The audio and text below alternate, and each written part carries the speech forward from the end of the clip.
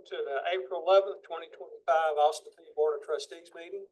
Secretary, please call the roll. Trustee Atkins. Here. Trustee Canada. Here. Trustee Jenkins. Here. Trustee Moore is absent. Trustee May. Here. Trustee Wheeler. Here.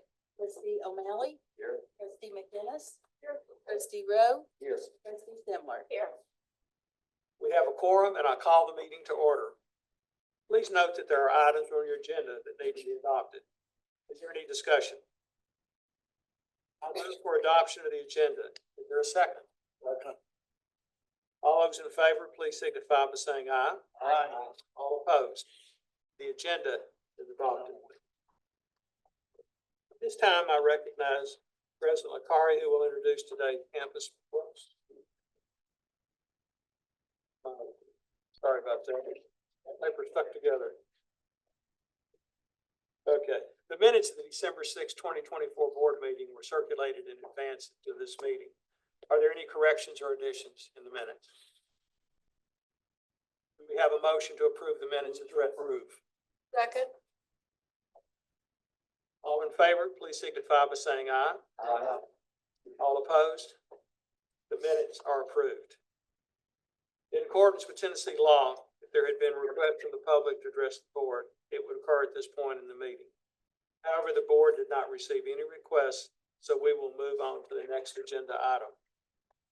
At this time, I recognize President Lakari, who will introduce today's campus spotlight. Thank you, Chairman Jenkins. It is my pleasure to introduce Martina Malvasi, who is the Director of Library Services at Austin Peay State University. In that capacity, he oversees all library operations, budgeting, personnel, and strategic planning. Since joining Austin Peay, she's reorganized library faculty and staff to align with the needs of 21st century learners. She has also secured funding to renovate the first and second floors, which you saw yesterday in the tour. And her next major project, where we started the tour, is the complete renovation of the third floor. And as we saw yesterday, it could use it. So very, very happy and proud that she has tackled this enormous project to make sure that the library is an innovative facility and a modern learning space. She is an accomplished academic leader with over 30 years in library science. She holds numerous graduate degrees, including a doctorate in business administration, a master's of legal studies, a master of health and human services, and a master of library science. So it is safe to say she knows what she's doing. Thank you. First of all, good morning. I am Martine, the library director, and I'd like to thank President Lakari and the board for inviting the library to be the spotlight. So the library serves as the heart of the academic achievement and our campus community. The picture, it shows all of the dedicated, innovative library faculty and staff. Without their commitment and expertise, none of these innovations would be possible. So last year, January through December of 2024, the library had almost 350 visitors. The faculty had 186 face-to-face classes where we taught over 3,000 students. They were also embedded in 74 classes, reaching over 2,000 students. Our new P-Search, which is a new discovery research tool, the basic search, we had over 433,000 basic searches and almost 45,000 advanced searches. So, transformation. Physical transformation. So as you saw last night through the tour, the main floor of the library has a new welcoming environment. So when you walk in, you see the Gov's head, which is embedded in the flooring. We have created wide open spaces for easy navigation for all of our patrons. We have different kinds of seating. So you have soft seating, you have desks and tables where students can work as groups. We also have height adjustable tables, so it accommodates any type of user. We are very, very concerned with accessibility in our building, and our business and accessibility librarian, Christy Cunningham, works diligently to ensure not only the physical spaces meet our accessibility, but also all of our resources as well. We also have individual and group study rooms, so students can book those rooms, and that way they have an opportunity to work as a group or individuals as they need to. We are also Austin P themed aesthetics, so all of our colors, images, and signage are all Austin P.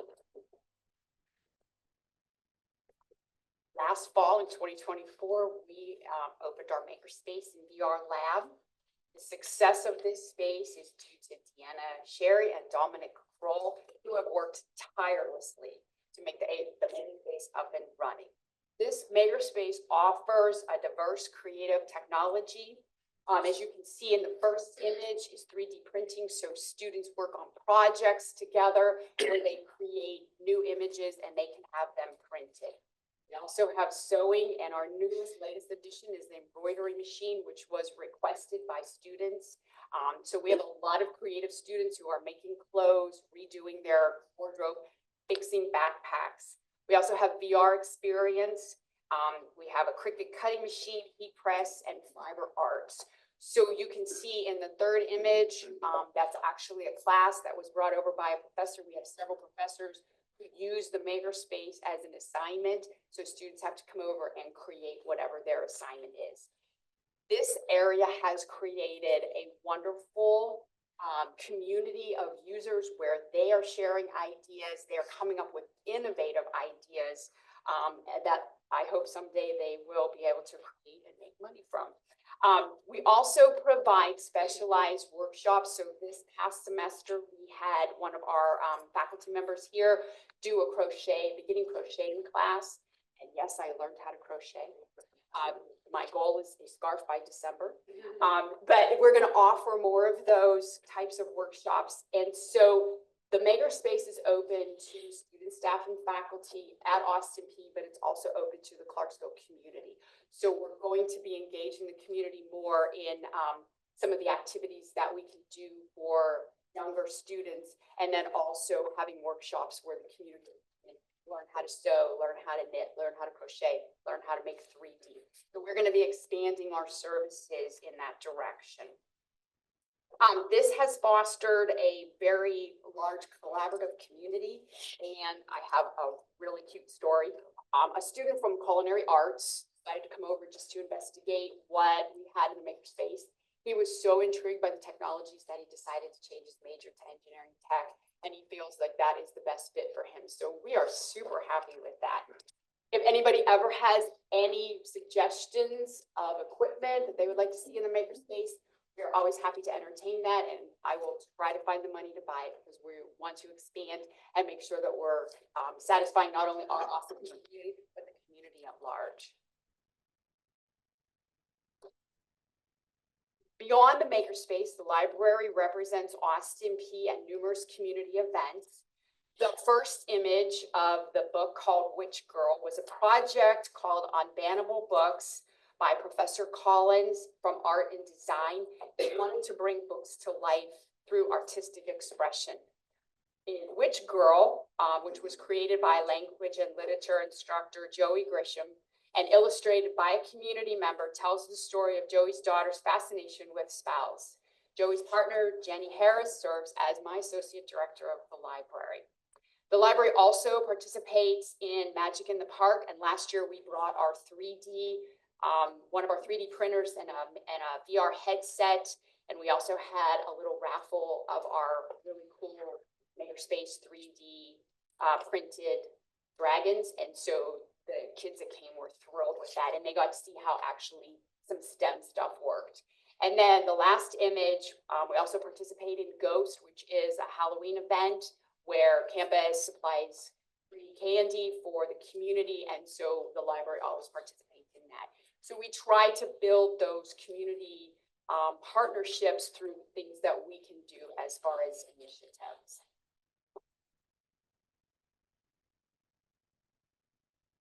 Another one of our campus initiatives is Dungeons and Dragons Night, which happens once a month on a Friday. This was a student academic success initiative grant that Scott Shoemate, one of our faculty members in the library, received and he has created a vibrant Dungeons and Dragons night. And that's just a picture of one of the night events. This is a fun evening where students enjoy pizza, refreshment, and wonderful homemade cookies provided by First Lady Kirsten Lucari. And they ask for those every time. And the immersive play of Dungeons and Dragons. I have been to several Dungeons and Dragons events, and it is an awesome experience with the students. The first one I went to, I did not tell them who I was. I was just this old lady sitting at their table. And I said, I've never played Dungeons and Dragons. Will you help me? They were so helpful, and they explained the game. I just don't understand, but they explained the game. And you get to be a fun character. So it was a very awesome night, and we were very happy. And they have requested that this continues. So we're going to find funding for that. Another one of the university-funded initiatives was the Scholars Compass.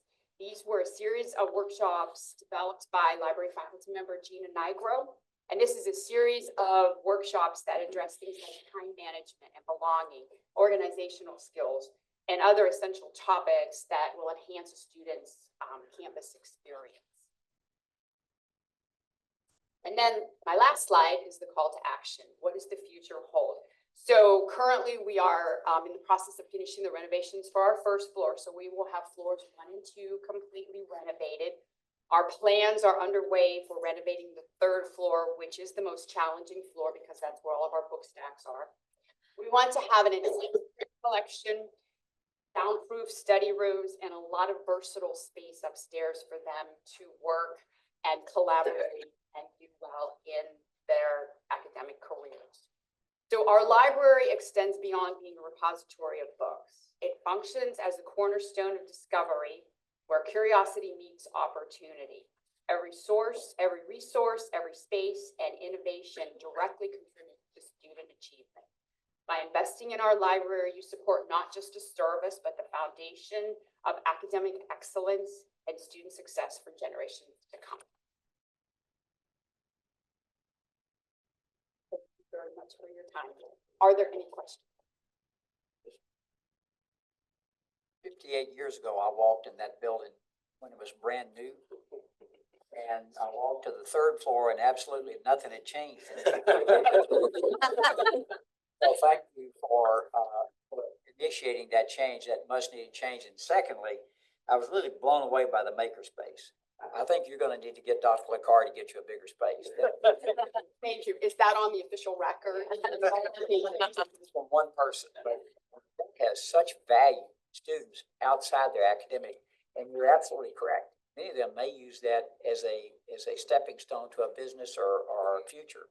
So I was really, really impressed by that, or just the soft skills that we all need how to know how to do, fix your clothes, go button, whatever.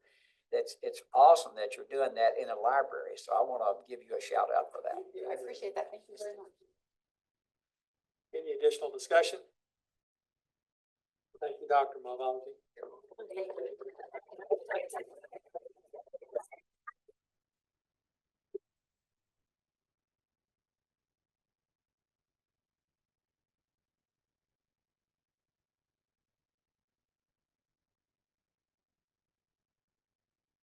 Okay, now we're ready to cover our action items. We have one item to cover in academic affairs. I recognize Trustee May, Chair of the Academic Affairs Committee, to give us a report of the committee meeting. Thank you, Trustee Jenkins. Thank you for the opportunity to present present my report from the morning's Academic Affairs Committee meeting. The committee met and approved minutes from the Academic Affairs Committee meeting on December 6, 2024. The committee reviewed and approved one action item that is on the agenda for your approval today. Consideration of tenure appointments. Provost Maria Cronley presented one information item, BA.gov tour updates. That concludes my report. Trustee May, do you have a motion for action on tenure appointments? I do, thank you. You have before you a proposal to approve tenure for the list of recommended faculty. By direction of the committee, I move to approve tenure for those faculty members. You've heard the motion to approve the list of faculty recommended tenure. Since this is a motion of the committee, a second is not required. Is there any discussion? Hearing none, All those in favor, please signify by saying aye. Aye. Aye. All opposed, signify by saying nay. Motion carries. Congratulations. Yes. Faculty.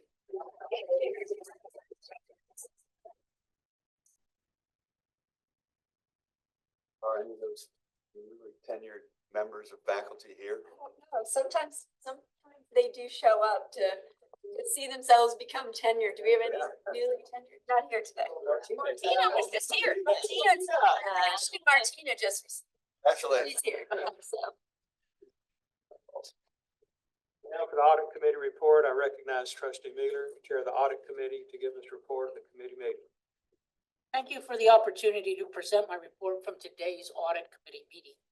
The committee approved the minutes for the December 6, 2024 audit committee meeting. The committee heard and approved 3 action items: revised audit committee charter, revisions to policy 1015, internal auditing, fiscal year 2025 revised audit plan. The committee heard presentations on the following information items: recent audit and review performed by the State Comptroller's Office, revised audit charter, internal audit reports released between November 8th, 2024 and February 27th, 2025, and a list of outstanding audit recommendations. And finally, the client satisfaction survey results for calendar year 2024. This concludes my report for the audit committee. Thank you, trustee Mueller. Next, we have business finance committee report. I recognize trustee Kanata, chair of the business and finance committee, to give us a report of the committee meeting. Thank you for the opportunity to present my report from this morning's Business and Finance Committee meeting. The committee met and approved the minutes for the December 6th, 2024 committee meeting. The committee also considered and approved 2 action items needing consideration of the board. The first was the tuition and mandatory fees for the 25-26 academic year. The second was the non-mandatory fees for the 25-26 academic year. Additionally, Vice President Rupervar provided an informational update on 2 items. The first was the governor's budget recommendations, and the second was the fiscal year 23-24 financial report. That concludes my report. Thank you, trustee Kanata. Trustee Kanata's report included 3 items requiring action for the board. Trustee Kanata, do you have a motion for action on tuition and mandatory fees for the 2025-2026 academic year? Yes, I do. Your meeting materials included information on the tuition and mandatory fees for the 25-26 academic year. By direction of the committee, I move to approve up to a 5% increase in the tuition and mandatory fees for the 25-26 academic year.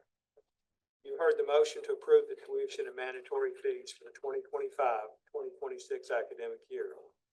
Since this is a motion of the committee, a second is not required. Is there any discussion? I would like to, just a minute, Mr. Chairman. I know that, and we mentioned this in our committee hearing about being very frugal with our money here at Austin P and trying to keep the tuition and fees as low as we possibly can. If you look at 4-year colleges in this state, and I don't know how many of them there are, but there are many. This is the second lowest of any university, college or university in the state of Tennessee. So it is a huge bargain. I want to just take a moment to express my appreciation of how 58 years ago when I graduated from this university, it's one of the best investments I ever made in my life. It set me up for lifelong learning. And I think young people are getting that here now. And I just did some little research last night. At Vanderbilt, for instance, if your tuition there is $76,000 a year, $76,000 a year. In Tribeca, which is in Nashville, also is $31,000. Middle Tennessee is $9,500, which is $1,500 more. Western Kentucky, $11,400. Sanford, very familiar with that one. I have 2 granddaughters there, $40,000 a year. That's just tuition. That's not the other fees that go along. UT, $13,500. The other thing that I think we need to talk about and work on too also is many of these universities, for instance, Harvard has a $50 billion foundation.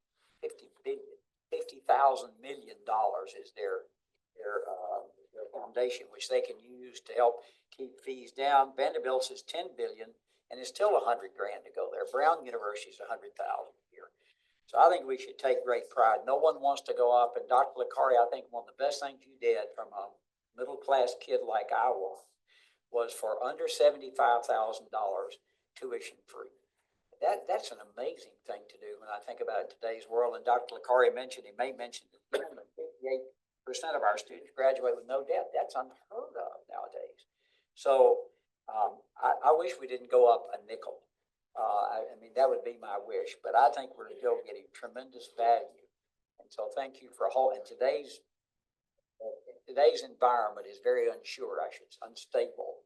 So I think to keep it at that, it is good. And I think we hope the programs we have here, as you go across this campus, it really is an amazing campus. So thank you for doing that. And Mike, for you, thank you for this wonderful facility we're sitting in right now. I yield back. Thank you, Phil. And I think we're allowed by the state to go up to 6.5%.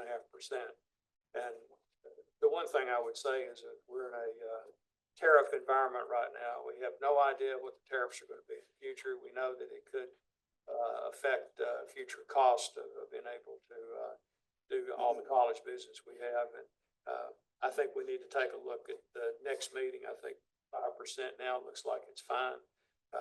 But we need to take a look at the next meeting. It's 90 days from now after all the European tariffs and all this stuff off that pause goes in effect and see where we stand with these tariffs, because it could dramatically increase the cost of doing business at Austin Peay.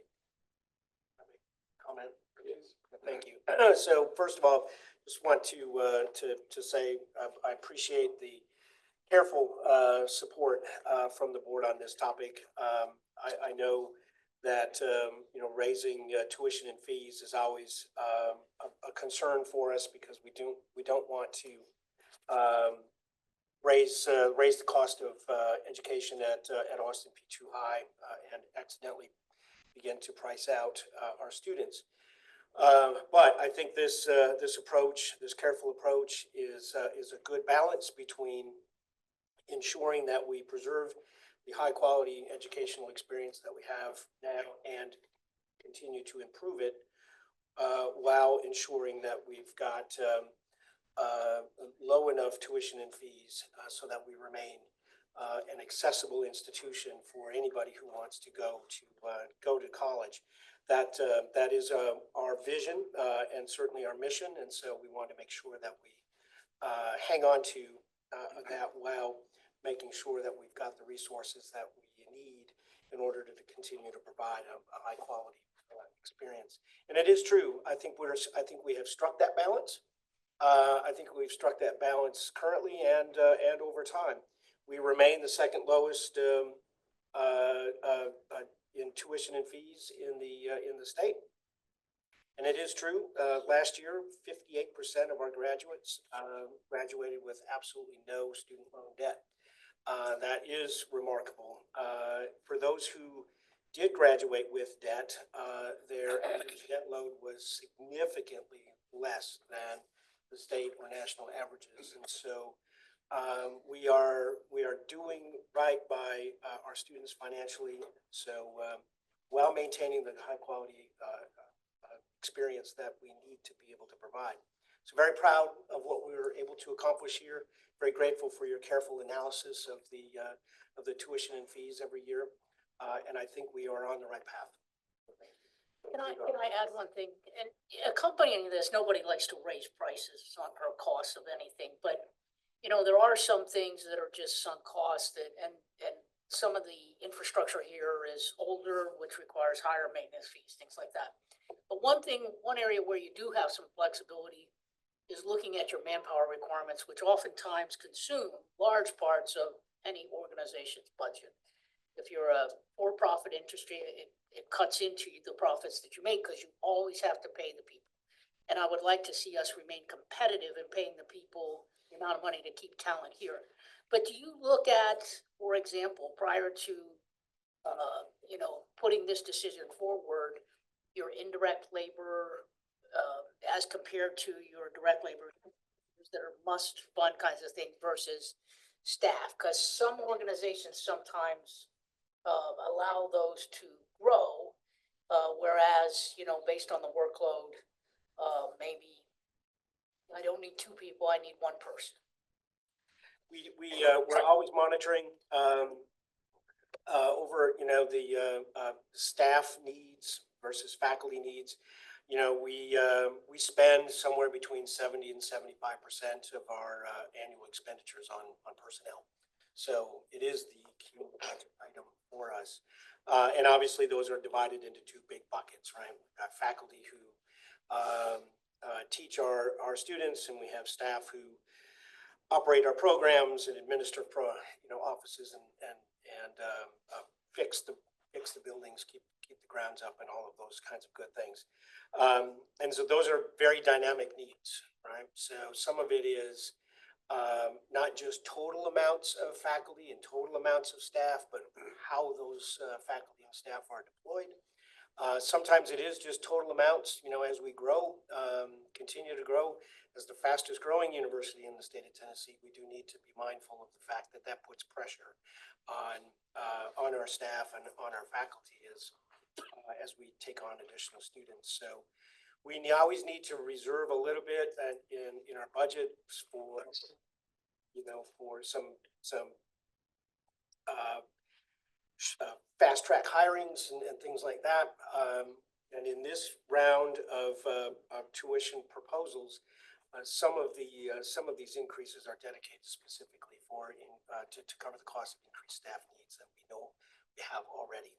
So we're constantly evaluating all of that, and so yeah, as taking up 75% or so of our budget, that's pretty much the main driver of all of this. And please don't, for the staff, don't misconstrue my statement about the staff. Hate mail. But because as long as there's work, people need to be there to do it. But I was just curious whether you looked at that. 75%, that's not an unheard of number. It's interesting because of the cost of manpower. Thanks. Mr. Chairman, I'd also like to mention that it's important that the housing, I believe, if I remember correctly, is staying flat. Yes. There's not an increase in the housing this year. So that's been nice that we've been able to work through that in spite of the rising costs, to keep that level flat. And I understand too, in my conversation prior to today with Vice President Clemens, the demand for student housing has gone up because there has been an increase in the rent costs off site, off campus. So more students are moving back or staying on campus opposed to going outside of campus. So I think that's important to mention as well. Thank you, Trustee McInnes. It is true that housing rates flat, untouched. So very proud of that. I don't know if Joe Mills is here. We go. Congratulations to Joe. We have the best residence halls in the state, and we're in a position where we don't have to raise the rates on our housing, and so you get the best quality at a very, very good value. So very, very proud of what we're doing there. It is the case that our housing rates are very competitive with the surrounding market. That has put, of course, some pressure on demand. So we're going to need to evaluate opportunities for new facilities in the near future. Is there any further discussion? Secretary, please call the roll. Trustee Atkins? Trustee Canada? Yes. Trustee Jenkins? Yes. Trustee May? Yes. Trustee Mailer? Yes. Trustee O'Malley? Yes. Trustee McInnes? Yes. Trustee Rowe? Aye. Trustee Simler? Yes. Trustee Canada, do you have a motion for action on the non-mandatory fees for the 2025-2026 academic year? Yes, I do. Your meeting materials included information on the consideration of the non-mandatory fees for the 25-26 academic year. By direction of the committee, I move to approve the consideration of the non-mandatory fees for the 25-26 academic year. You've heard the motion to approve the non-mandatory fees for the 2025-2026. If this is a motion of committee, a second is not required. Is there any discussion? Hearing none, Secretary, please call the roll. Trustee Atkins? Yes. Trustee Canada? Yes. Trustee Jenkins? Yes. Trustee May? Yes. Trustee Miller? Yes. Trustee O'Malley? Yes. Trustee McInnes? Yes. Trustee Rowe? Aye. Trustee Similar? Yes. Okay. Excuse me, Mr. Chairman, but we had all eyes on those first two motions. You can indulge for the minutes. Can we note that those two motions pass? I don't think we noted that in the first motion. Everybody voted yes, but just for the minutes, my parliamentary procedure's kicking in, forgive me. So if we could note that in the minutes, that both motions pass. The next agenda item is the executive committee report. Before we hear the report of the executive committee, President Licari is asked to step out of the meeting.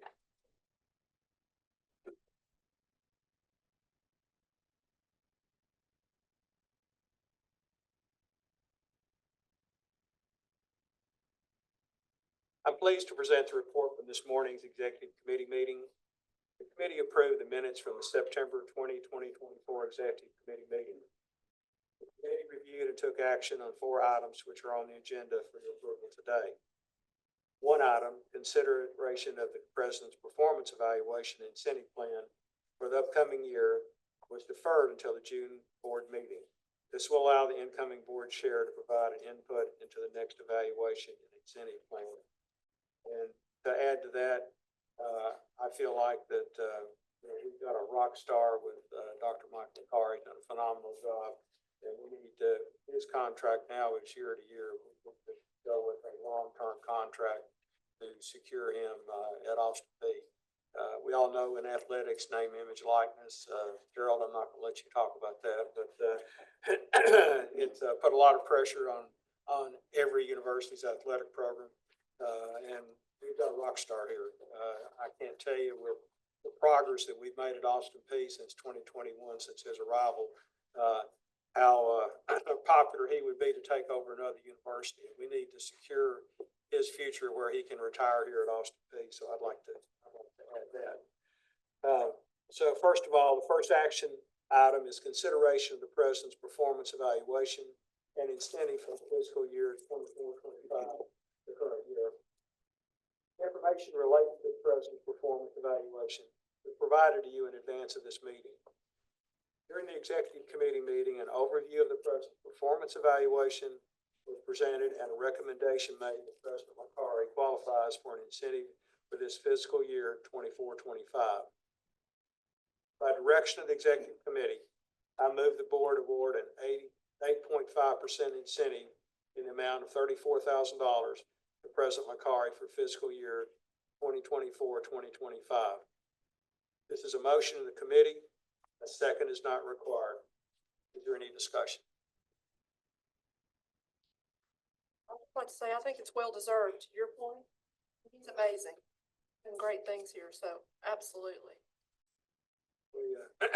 If we go over some of the accolades, what is happening at Austin Peay right now. Fastest growing university in Tennessee this year. Second fastest growing university in Tennessee last year.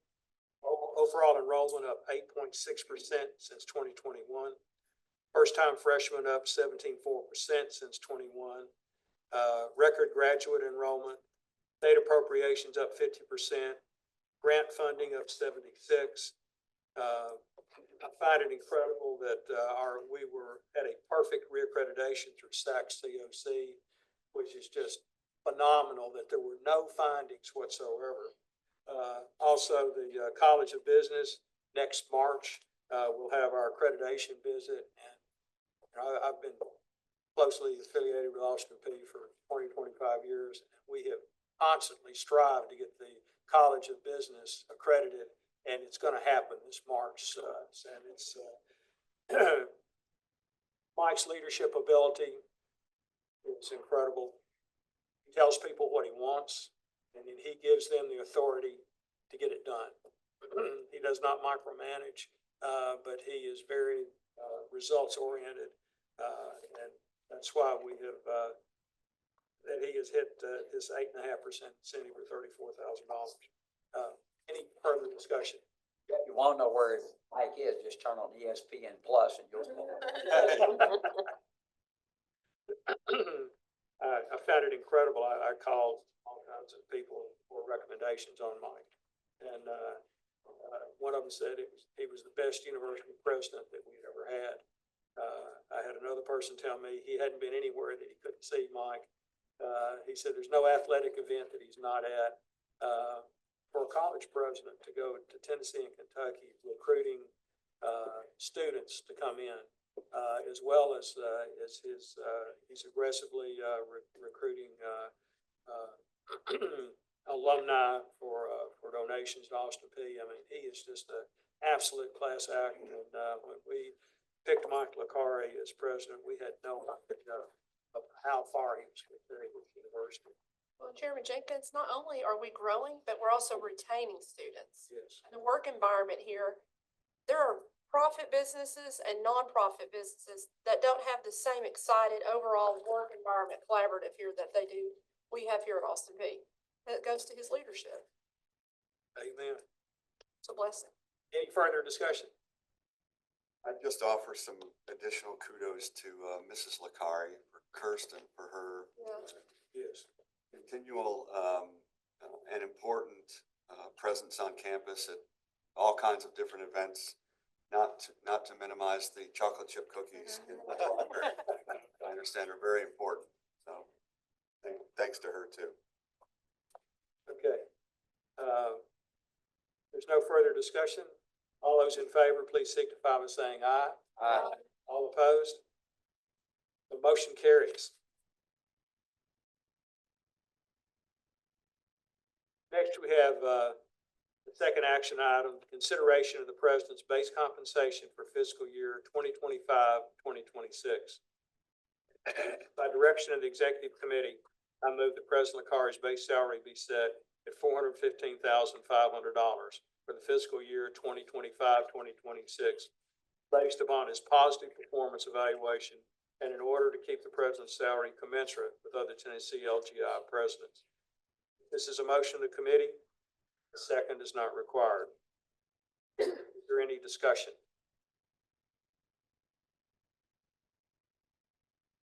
Hearing none. All those in favor, please signify by saying aye. Aye.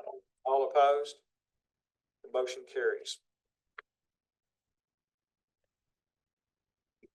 Third item on the agenda is the consideration of the president's performance evaluation and incentive plan for fiscal year 2025-2026. We're going to defer consideration of this item until the June meeting. This will allow the incoming board chair to provide input into the next evaluation and incentive plan. There's a lot of things on the horizon. The very first thing is that incoming freshmen for the next 5 years, there will be a smaller pool of incoming freshmen that will be going to college. And we need to look at how we're shaping his compensation plan. The basic part of it is that he has improved and improved and improved every year he's been here. There is a limit to how far you can go. And I think we need to take a look and say, hey, well, this is a high standard if you get to here, rather than you have to increase it every year.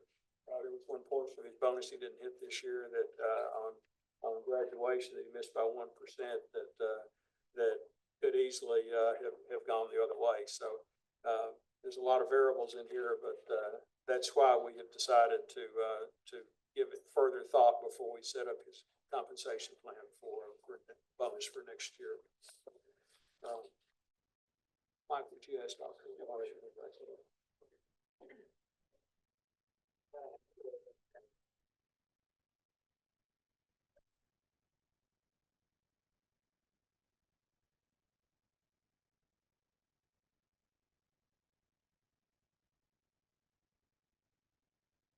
Oh, good. The fourth action item is election of the board of By direction of the executive committee, I will forward the nomination of trustee O'Malley for appointment to board chair. Are there any further nominations for board chair? Hearing no further nominations, trustee O'Malley is the sole nominee for board chair. Therefore, I move to appoint trustee O'Malley as the board chair beginning July 1st, 2025. Is there a second? Second. Is there discussion? I'd just like to say that when I joined this board, Mike O'Malley was the board chair, if I remember correctly, and led the search committee that selected President Lakari. I want to thank you again for your willingness to serve, both for you and your family. We are blessed to have you, our incoming board chair, and we're in this wonderful building today, and what full circle moment this is. So, thank you. Very much, Karen. You're welcome. Well, and I omitted when I nominated him that I failed to thank you for your service as the board chair over this. Yes. So thank you so much.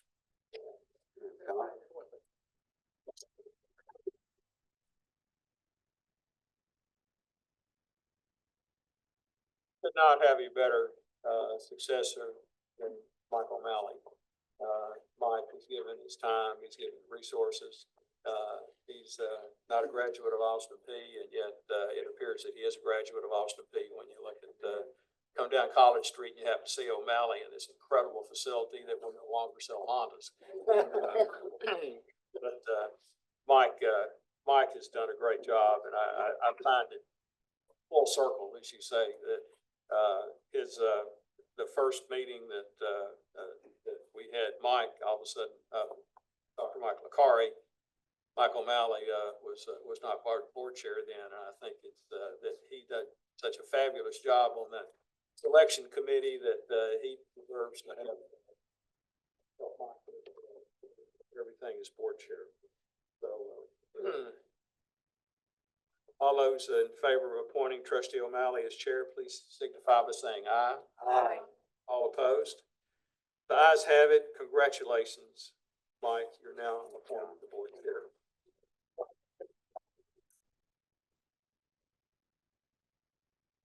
Last action item is election of the board vice chair. By direction of the executive committee, I forward the nomination of trustee Rowe for appointment to the board vice chair. Are there any further nominations for vice chair? Hearing none, trustee Rowe is the sole nominee for appointment to vice chair. Therefore, I move to appoint trustee Rowe as board vice chair beginning July 1st, 2025. Is there a second? Second. Discussion. Mr. Chairman, I have to make a comment. You said 58 years ago, you stepped on this campus, trustee Rowe. Oh, no, No? that's when I graduated. Okay. I'll give you some extra time. And then 30 years ago, you were the commencement speaker when I graduated from Austin Peay State University in 1995. And then since that time, you have been a wonderful contributor to your community as well as Austin Peay as an OBGYN. I'm sure you've delivered 2 and 3 generations of babies up in Northeast Tennessee, not more. 5,000.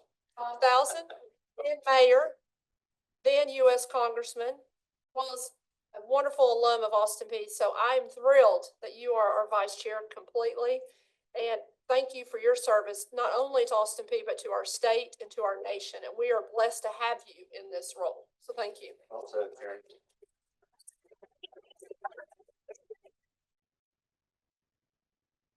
Further discussion? All those in favor of appointing trustee Rowe to vice chair, please signify by saying aye. Aye. All opposed? Ayes have it. Trustee Rowe, congratulations. You are now vice chair.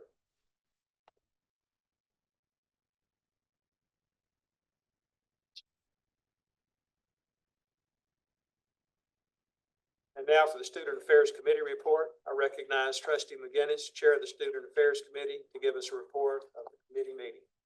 Thank you, Mr. Chairman. Thank you for the opportunity to present my report from this morning's Student Affairs Committee meeting. I'd first like to add that trustee Campbell Moore is not here today, our student trustee, because she is somewhere else on campus representing the students. And I just want to give her a hand because she's done a fabulous job.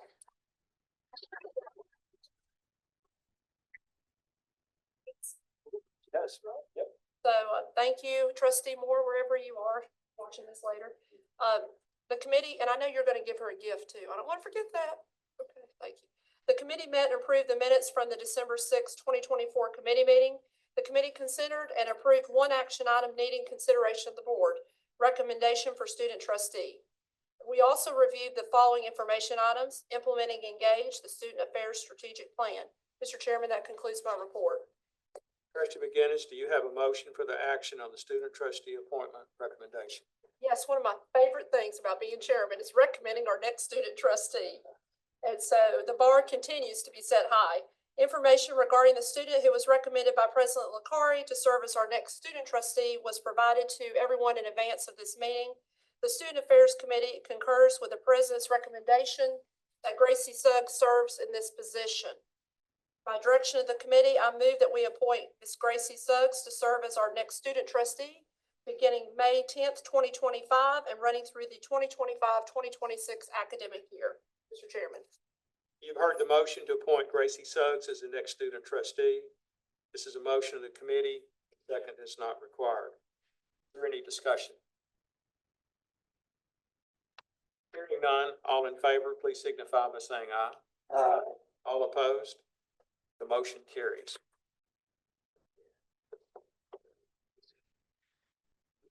We're being asked to approve several naming requests for spaces on campus. Prior to asking for a motion, I invite Mr. Chris Phillips, Vice President for Alumni Engagement and Philanthropy and Executive Director of the Austin Peay Foundation, who is seeking a longer title, to provide information on the naming request. Okay. Thank you, Chairman Jenkins. I appreciate that. And thank you to each of you trustees for being here. You do not know how good it is to sit here in front of you again today with the red jacket on. Usually it's homecoming, but it's a big day. We're seeing red. We had to bring it out because today is special because we have several naming requests, as Chairman Jenkins mentioned, to consider today. The last four actually will be namings in our brand new, still under construction Health Professions building. These naming opportunities not only honor individuals and organizations who have demonstrated extraordinary commitment to Austin Peay, but they also enhance our university's credibility and reinforce our institutional integrity.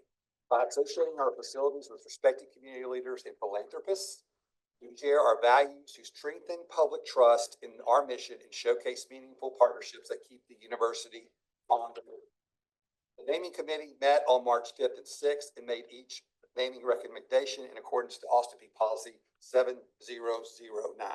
And each of you got in your packets the information, and it's my pleasure to start with the first one, the Turner Event Center, in honor of Jack and Margie Turner. The naming committee recommends that 416 College Street, the Truck Center, be named the Turner Event Center in recognition of the transformational giving and long-standing support that Jack and Margie have provided to Austin Peay State University over several decades. Their comprehensive involvement with Austin Peay extends well beyond financial contributions. Jack's active participation in the Redcoat Society, Tower Club, Candlelight Ball, Governor's Club, and Governor's Golf Classics demonstrated a solid, holistic commitment to the university's academic, cultural, and athletic excellence. Jack and Margie's sponsorship of the Command Sergeant Major Darrell Walker Award Ceremony and breakfast, where we honor the top Austin Peay ROTC cadet, and as the inaugural and still continue to be the APSU Military Hall of Fame sponsors, they highlight their dedication not only to the ROTC program, strengthening it and the important bond between the university, Fort Campbell, and Austin Peay's continually growing number of military affiliated students. Next, it's my pleasure to present the Fisher-Roberts Lobby at Forterra Stadium. The naming committee recommends that the lobby at the entrance of Forterra Stadium be named the Fisher-Roberts Lobby after the Red and Stephanie Roberts family in recognition of their generous gifts to benefit the football program at Austin Peay State University. During his time on the governor's football team, Red Roberts behind me, a 71 and 73 alumnus, was selected a first-team All-American in 1970 and was named to the All-OVC team in each of his 4 seasons. Red's football number was one of the first ever retired here at Austin Peay. He served our country as well for 30 years in the U.S. Army National Guard. He's an inductee of the APSU Military Hall of Fame, as well as the APSU Athletics Hall of Fame. Red met and married his wife, Stephanie, right behind me, while at Austin Peay. She was a cheerleader and a two-time Austin Peay alumna. Her family is synonymous with APSU athletics. I would call it legendary. Her father, George Fisher, an Austin Peay athletics legend and member of the Hall of Fame. He was a standout student athlete in football and basketball. His roles in administration in Austin Peay athletics included assistant football coach, head golf coach, head track coach, head basketball coach, and athletics director. Your Harrison, get busy. Her mother, Myra, worked in the admissions office for 20 years, and her late brother, Mickey, was an outstanding men's basketball student athlete who played on legendary teams in the early 70s that we all know about. And Mickey's wife, Mary, is also with us today. Mary is also an alumnus, and she met Mickey here at Austin Peay, and she was the class in 1973 that was a national champion cheerleader, I understand. So that was awesome. And she has taken up, after Mickey's passing, the family started a legendary golf tournament of the Mickey Fisher that has started an endowment that many of you have played in. So all that to say that this is a no-brainer. This naming honors their exceptional commitment to Austin Peay athletics, and we want to thank you all for what you've done for Austin Peay.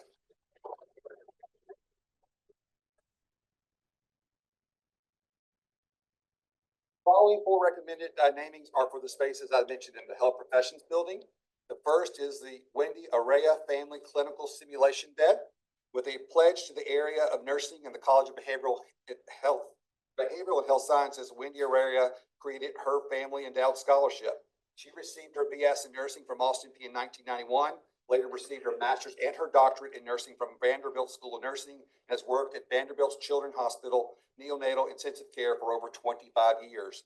Both her daughter and granddaughter, legacies, are Austin Peay graduates. The Austin Peay Board of Trustees has requested to approve the naming, and we will go forth with our next one. The Curtis G. Johnson Atrium. The Austin Peay State Board of Trustees has requested to approve the naming of the atrium on the first floor of the Health Professions Building, noted with the rendering there with the arrow, in honor of Curtis G. Johnson, a 1986 alumnus, a U.S. Navy veteran. Curtis was impactful leader in the Tennessee House of Representatives for 20 years until his retirement. He was instrumental in ensuring the health profession buildings was prioritized for state funding to secure the needed resources to complete the project. His leadership in state legislature is legendary. I like that word. The Bill White Enrichment Center.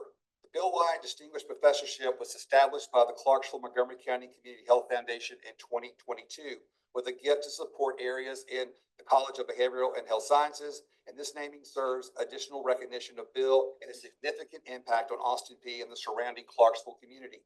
Bill White is a distinguished alumnus of Austin Peay, graduating in 1970 with a degree in agriculture.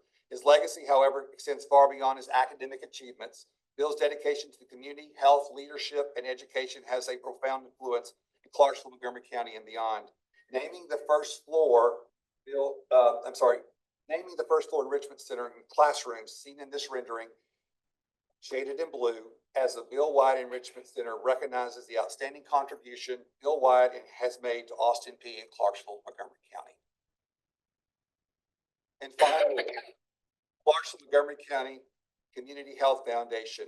We are requesting that you name the first floor and the outdoor courtyard in honor of their extremely transformational gift.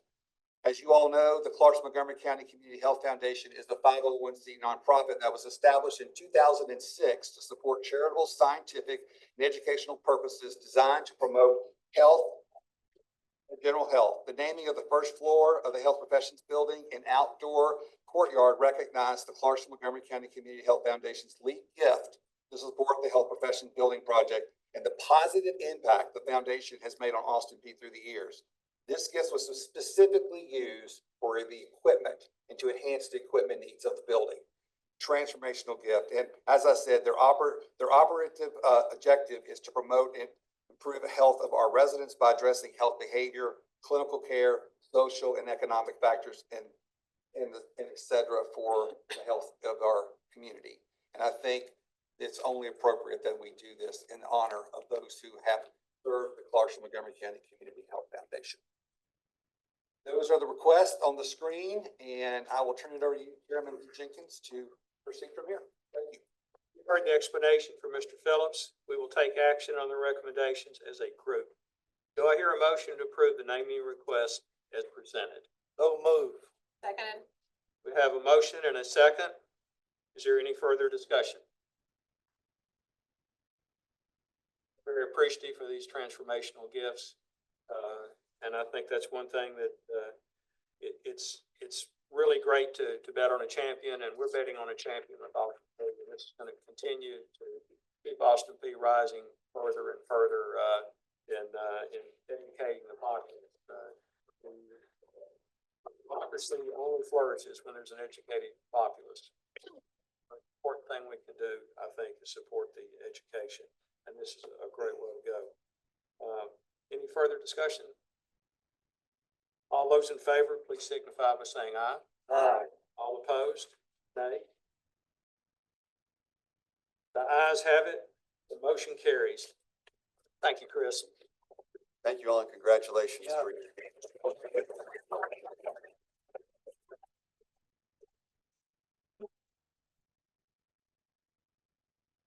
Final action item is the calendar of meeting dates for 2026. As a reminder, the Focus Act requires the board to have 4 regularly scheduled meetings per year. The following dates are proposed: April 10th, 2026, June 5th, 2026, September 11th, 2026, December 4, 2026. I move that we accept the proposed meeting calendar for 2026. Is there a second? Second. We have a motion and a second. Any further discussion? All those in favor of accepting proposed meeting calendar for 2026, please signify by saying aye. Aye. All opposed, nay. The motion carries. That concludes our action items, and we will move to information items.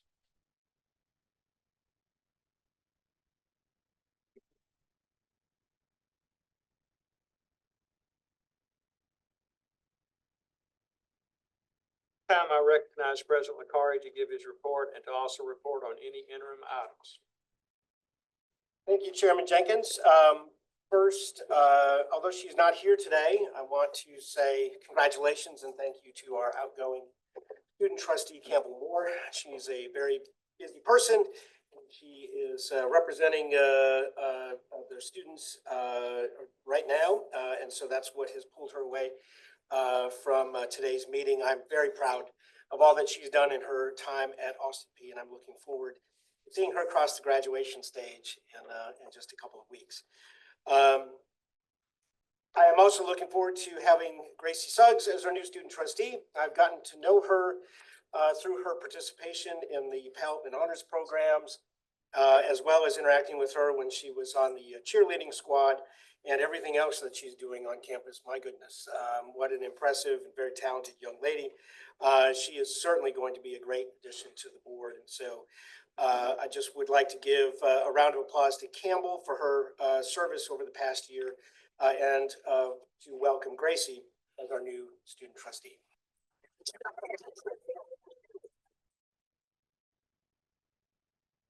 Congratulations also to all of the faculty who were approved for tenure. That is an enormous accomplishment in their career. Very, very proud to have such a talented faculty on campus. And this next round of tenured faculty who will be in their new designation starting in the fall is a testament to the ongoing excellence in the classroom, in scholarly and creative activities, and in their dedicated service to the institution. And so I really appreciate their work and would like to give them a round of applause for their success.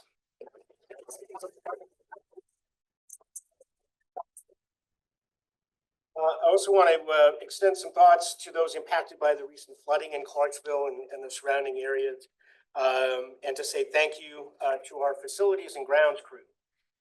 They have worked very diligently to minimize the damage to campus, to make sure that we were able to return to normal operations very, very quickly.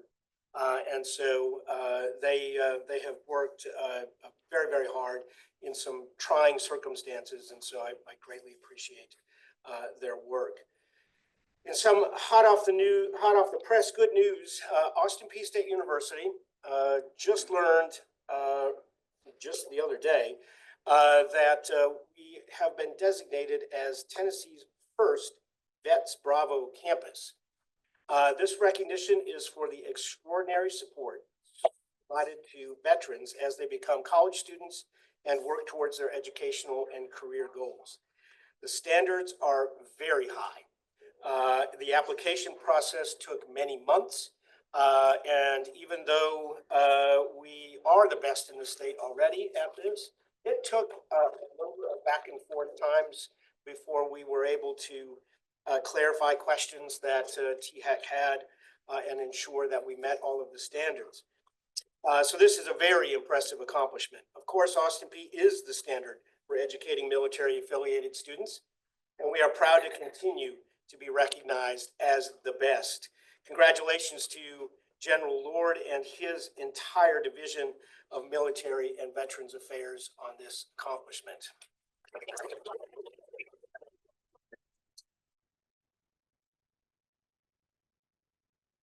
Congratulations to Trustees O'Malley and Rowe. I look forward to working with you in your new capacity, and I hope you continue to be interested in working with me.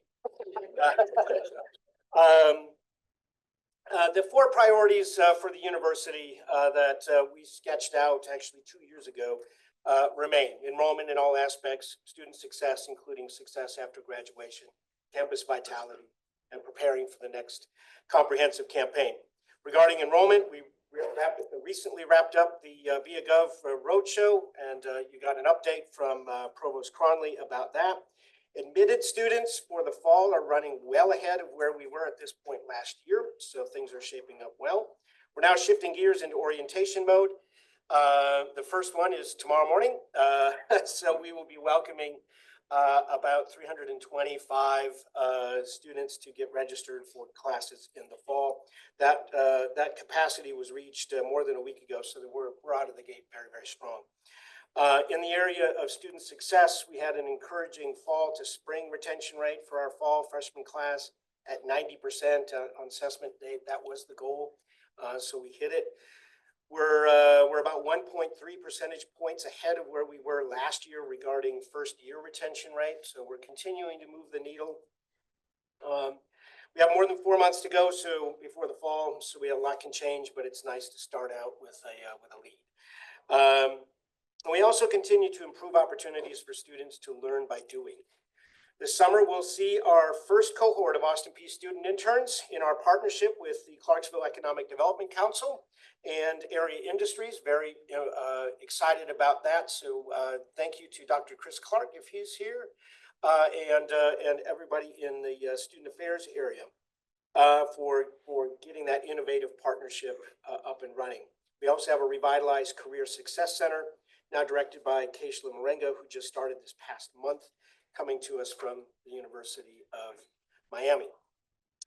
Regarding campus vitality, we have new initiatives in residence life for true living learning communities and better resources for new freshmen. We cut the ribbon on new gaming and esports facilities in the University Center, and the reinvigoration of Greek life and other student organizations is well underway. A key component of our strategies around campus vitality is ensuring that Austin Peay remains a welcoming university. Although as a result of federal and state instructions, we have had to make some changes to our non-discrimination policy, we remain committed to maintaining an inclusive and respectful environment. Title IX protections remain. Harassment of any type is prohibited under our broader harassment policies. Our mission and vision and values remain intact, and we remain committed to making Austin Peay State University a place where everyone is valued and respected. And I don't want you to go anywhere. I see your signs. So thank you for being here. The spirit of our university remains unchanged, even if the language on some of our documents is changed. So again, I appreciate what you're saying here, and I see your signs. So thank you again for being here.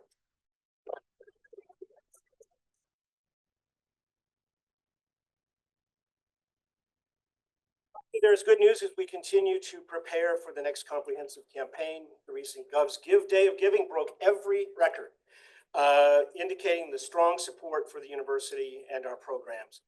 For the day, we were up 37% in number of gifts, up 18.5% in number of donors, and up a whopping 64% in total raised for the day. So congratulations to Chris and Brad and their entire teams for what they were able to accomplish in a very, very short period of time.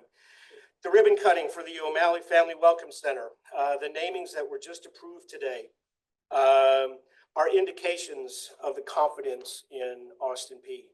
And we are looking forward to Candlelight Ball on May 3rd. I want to say thank you to Trustee Kanata, as she and Wyatt Johnson have been the first multi-year governor sponsor. That is the highest level sponsor. As a result of her commitment and support, we hit our highest fundraising total for the Candlelight Ball last year with more than $230,000 made. This year, she has provided a brand new Toyota RAV4 in Austin Peay Red for our first raffle. So we're excited to have that available for a fun way and a unique way to continue to raise money to support the university. So thank you.